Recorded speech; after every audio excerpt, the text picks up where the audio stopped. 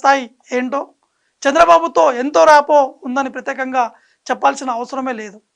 కాకినాడ జిల్లా తూని నుంచి 6 సార్లు ఎమ్మెల్యేగా నిలిచి ఎన్నో కీలక పదవులను కూడా అనుభవించారు. యనమల ఈసారి తూనీలో గెలిచి తీరాలన్న పట్టుదలతో ఉన్నారని సమాచారం అందుతుంది. కుమార్తె యనమల దివ్యను బరిలో దించడం ఆసక్తిగా మారింది. ఇప్పుడు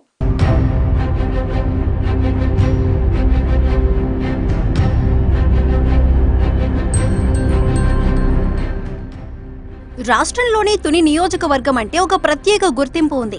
ఉమ్మడి తూర్పుగోదావరి జిల్లాలో ఏ పార్టీ ముఖ్య నేత ప్రచారం మొదలుపెట్టినా తుని నుంచే ప్రారంభించడం ఆనవాయితీగా వస్తుంది. తుని నుంచి ప్రచారం మొదలుపెట్టిన ఏ పార్టీ అధ్యక్షుడైనా అధికార పగ్గాలు చేపడతారన్న సెంటిమెంట్ ఉంది. అటువంటి తుని సెగ్మెంట్ రాజకీయం ఇప్పుడు అందరి దృష్టి ఆకర్షిస్తోంది.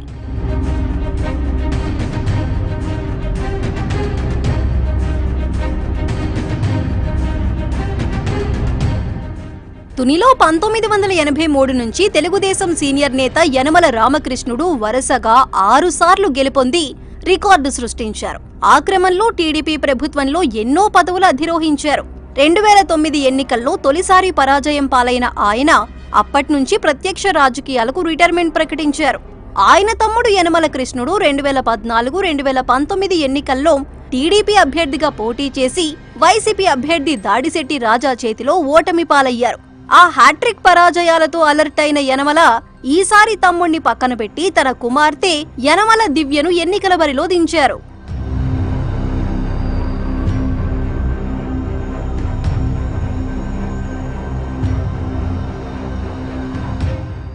యనమల రామకృష్ణుడి పెద్ద కుమార్తె యనమల దివ్య ఈ ఎన్నికల్లో దాడిశెట్టిని ఢీ కొట్టడానికి రెడీ అయ్యారు. కాపు సామాజిక వర్గానికి చెందిన కీలక నేతగా వైసీపీ ఎమ్మెల్యే దాడిశెట్టి రాజాకి రాష్ట్ర వ్యాప్త గుర్తింపు ఉంది.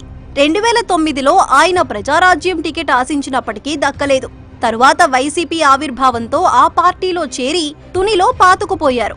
2014లో టీడీపీ వేవ్ వీచినప్పటికీ తుని నుంచి ఎమ్మెల్యేగా గెలిచారు. ప్రస్తుతం వైసీపీ సర్కార్లో R&B మంత్రిగా కొనసాగుతున్నారు. తునిలో ప్రజలు కష్టాలని వస్తే ప్రభుత్వంతో పని లేకుండా తన సొంత ఖర్చులతో తీరుస్తారన్న పేరుంది ఆయనకి.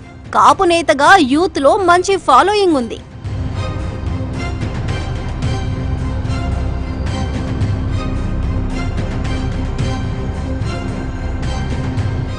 టీడీపీ పరంగా చూస్తే యనమల సోదరుడు యనమల కృష్ణుడు దూకుడు వైఖరి కారణంగానే ఆ పార్టీ ఓటమి పాలైందన్న టాక్ ఉంది.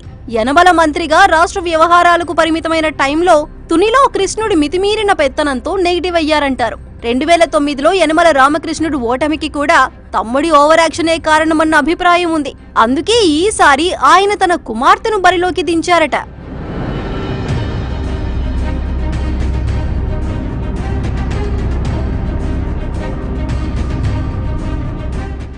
స్వయంగా తన కుమార్తెను రంగప్రవేశం చేయించారంటే ఈ ఎన్నికలను ఆషామాషీగా తీసుకోరంటున్నారు. తన రాజకీయ అనుభవాన్నంతా ఉపయోగించి చక్రం తిప్పటం ఖాయమంటున్నాయి టీడీపీ శ్రేణులు. సౌమ్యురాలిగా దివ్యకి ఉన్న మంచి పేరు, రామకృష్ణుడి అనుభవం, జన సైనికుల సహకారంతో ఈసారి దాడిశెట్టికి చెక్ పెడతామన్న ధీమా వ్యక్తమవుతుంది పసుపు శ్రేణుల్లో. మరి ఈసారి తుని ఓటర్ల తీర్పు ఎలా ఉంటుందో చూడాలి.